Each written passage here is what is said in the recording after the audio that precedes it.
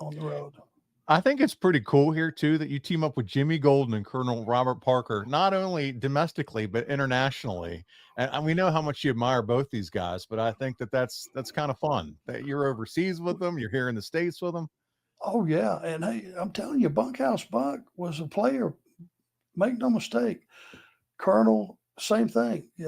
What a visible presence he was as a manager. I mean, he did all the right things.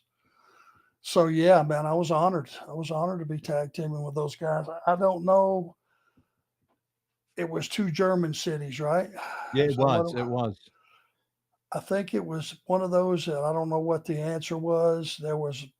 I do faintly remember, well, the card wasn't red hot. It was just names against names. If you think Yeah, it was about it, probably like let's draw him on a couple of stars, Sting and you know what I mean? Hope to get him out that way, especially without Hogan and you know, some of your key players that didn't make the trip.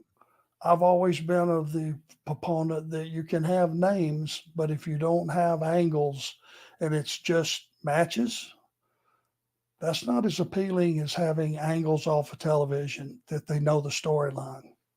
Arn, you just said so much there in that 30-second answer. You need stories. Storytelling is so important. I feel that way. Mm.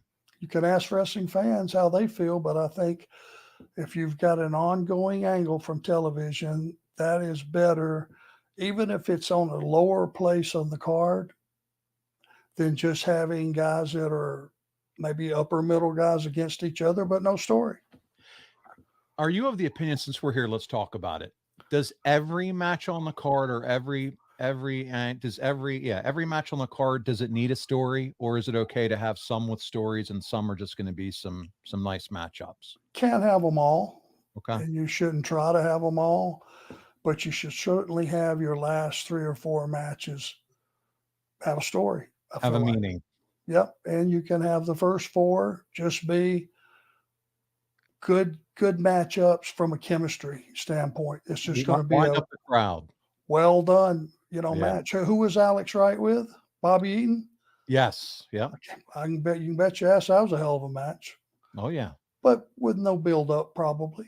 And Alex was he would have been the home guy. I'll just give you an example. He was from Germany. His dad wrestled in Germany. He was brought up in Germany. When you put him in maybe a feature match for a title? You would think so, right? Put all the shine on him while you're in Germany. Why not?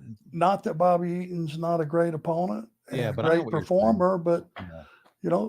put something. There was nothing probably at stake. If you were ever going to put a spotlight on Alex Wright, that would have been the time to do it. Of course, it would. Yeah. And it would be, you'd have to ask whoever was in charge at the time why you didn't. But he's a homeboy. He is home turf.